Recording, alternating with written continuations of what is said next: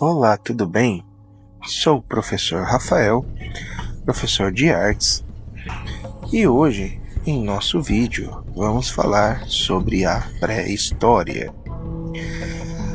Pré-história, para quem não sabe, é a história antes do surgimento da escrita. Tudo que veio antes da criação da escrita é pré-história, entenderam? O que vamos estudar aqui são teorias baseadas em hipóteses, mais aceitas por historiadores, ou seja, não temos uma certeza, certo? Afinal de contas, cada uma das coisas que serão mostradas aqui não foram documentadas com escrita, então tudo é questão de hipóteses. Vamos iniciar com os períodos Paleolítico, que é a idade da pedra lascada, e o Neolítico, idade da pedra polida, ou nova. Para entendermos melhor, Paleo é igual a primitivo, e litos, pedra, paleolítico.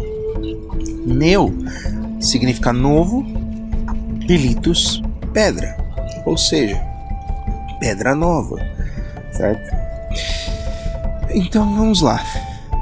Vamos começar pelo Paleolítico Superior. Isso mais ou menos há 4.000 anos antes de Cristo. A vida do ser humano nesse período era uma vida em constante mudança. Eles eram nômades. Para quem não sabe, nômade são povos que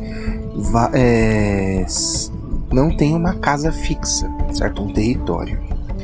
Eles eram ótimos caçadores e pescadores. Eles habitavam em grutas, cavernas, para se proteger e se aquecer do frio. Nesse período, eles começaram a desenhar nas paredes das grutas, nas partes mais profundas e de difícil acesso, nas galerias e difíceis galerias. A imagem era perfurada na parede com uma pedra de sílex, mesmo material usado para a confecção das lanças e flechas.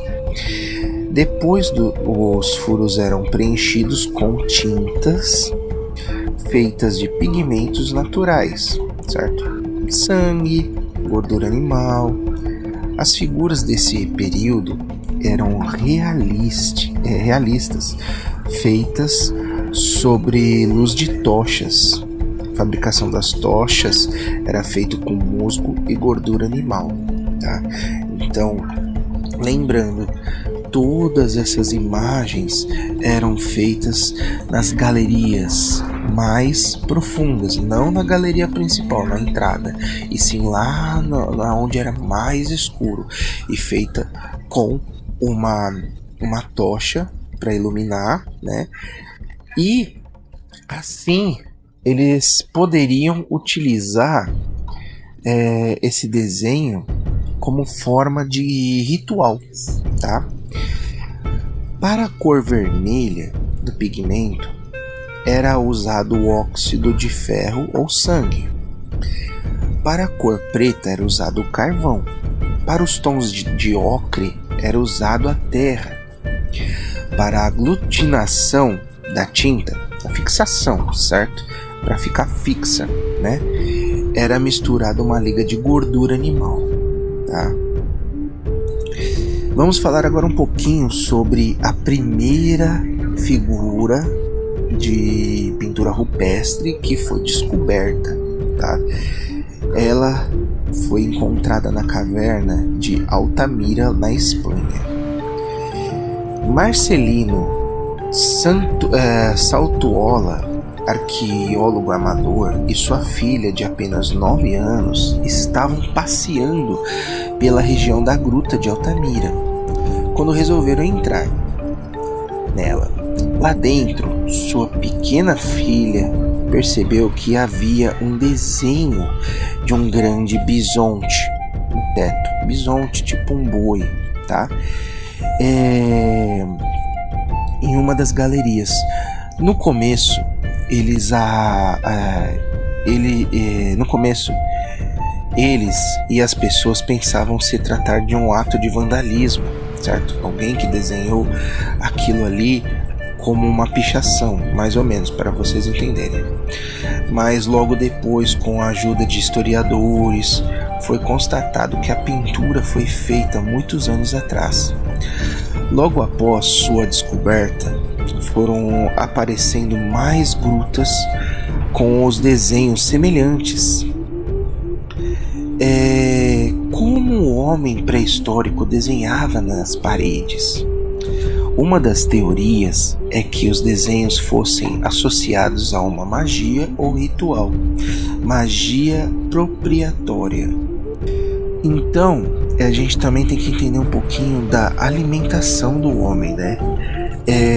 Essa apropriação, né, era feita, esse ritual era feito intuito da caça, como eu já falei, de aprisionar a alma do animal. Lembrando que eles eram nômades e os alimentos eram muito escassos, eles não sabiam ainda cultivar o seu alimento, até mesmo não tinha como eles ainda pegarem e utilizarem para fazer criação desses animais. Então eles dependiam da caça, e o único jeito que eles achavam o mais certo era aprisionando esse animal através dessa pintura. Então eles dependiam da caça e também dos seus recursos nas regiões que eles estavam no momento. Então esse era um meio deles tentarem aprisionar essa alma e assim ter sucesso na sua caça. O homem temia e respeitava o animal que eles caçavam. Eles também desenhavam os animais porque eles queriam ter eles.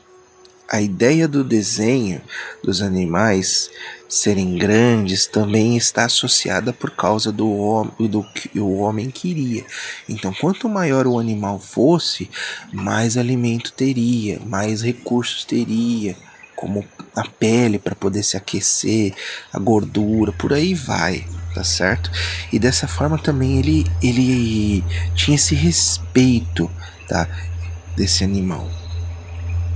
O exemplo da força da imagem eu posso deixar aqui para vocês é que é como se fosse a representação, por exemplo. Vamos associar aqui na casa de vocês tem fotos de familiares, certo? E se eu pegasse uma foto de um irmão, de uma irmã de vocês e furasse os olhos dela, vocês iriam gostar? Não, né? Mesmo lembrando que é uma imagem, uma foto, é um pedaço de papel. Mas para nós é como se estivéssemos fazendo algum mal para essa pessoa, não é? É a mesma coisa a ideia desses desenhos para esses seres humanos da pré-história. Então eles tinham essa importância. Por isso que eles queriam desenhar eles, para poder ter esse poder. A caverna de Lascaux, na França. Ela também foi descoberta por acaso por 4 adolescentes que estavam passando por lá em 1940. Nela havia uma galeria que o teto estava coberto de animais desenhados de maneira sobreposta. Foi constatado anos depois que essa sobreposição foi feita em épocas diferentes. A resposta é que esse lugar era especial para eles, algo relacionado à magia. Isso também é relacionado às regras de sobrevivência. Então, assim, muitas dessas imagens de Lascaux eram sobrepostas. Uma parecia que estava em cima da outra, tá? E tinha esse significado porque tinha diversas imagens que eram de alguns períodos diferentes, do Paleolítico, entre outros anos. Por quê? porque para o ser humano naquele período que estava fazendo a sua peregrinação para aquela região, encontrava esses desenhos e via a quantidade de animais, via que aquele lugar era um lugar sagrado. Então para eles era algo fundamental para a sobrevivência eles também criarem seus desenhos lá. Agora vamos falar um pouco sobre as esculturas paleolíticas. Primeiro, temos que entender que o homem foi um ótimo escultor antes das pinturas nas cavernas, ou seja, ele começou a fazer suas esculturas bem antes das pinturas. Suas esculturas estão ligadas a seus trabalhos na criação de ferramentas. Também vamos ter uma série de representações femininas feitas com ossos, marfins e pedra. Essas esculturas são de tamanhos pequenos para fácil transporte. Os desenhos delas, vemos os seios fartos, quadris alargados e o ventre entre os membros superiores e inferiores sem cabeça. O que temos aqui é um exemplo de fertilidade, mulher reprodutiva. Essas esculturas se repetem e elas são denominadas como Vênus pré-históricas ou Vênus Esterotípiges, nome relacionado a uma região da África onde as mulheres representavam esse padrão. A mais famosa que temos é a Vênus de Willendorf, tendo apenas 11 centímetros de comprimento e sendo datada de 24 a 22 mil anos antes de Cristo. Agora vamos falar um pouco do Neolítico, mais ou menos 10 mil a 4 mil anos antes de Cristo. Nesse período vemos diversas mudanças no meio ambiente e com essas mudanças o homem consegue ter um pouco mais de vantagens para a sobrevivência nesse ambiente. Assim a vida dele se torna mais estável, sendo assim mais sedentário, não no sentido de ficar no sofá, mas sim no sentido de ter uma casa fixa. Lembrando que lá no Paleolítico o homem ele era nômade, certo? Sempre estava em mudança. Dessa forma, ele começa a produzir o que ele consome, em vez de ser coletor de suprimentos, não esquecendo da criação do fogo, onde o homem poderia cozinhar seu alimento, e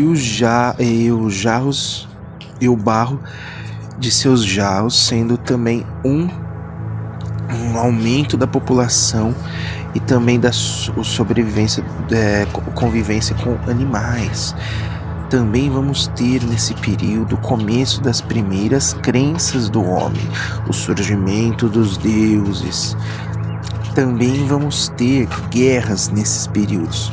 O Neolítico, temos uma grande mudança nas pinturas rupestres. As pessoas estão convivendo com os animais. Dessa forma, temos pinturas com essa retratação. O homem é feito sem o realismo, esquematicamente mais simples, e também os animais sendo retratados realisticamente. Agora vamos falar um pouquinho de arquiteturas pré-históricas. Nos períodos anteriores não havia esse elemento por causa da vida que o homem tinha. Quando falamos de arquiteturas pré-históricas, estamos nos referindo a construções feitas com motivos simbólicos, tendo alguma importância para eles. A construção civil aqui não entra como era feito com materiais, mas foi consumido pelo tempo. Então a gente vai ter algumas edificações e elementos aqui. Um deles é o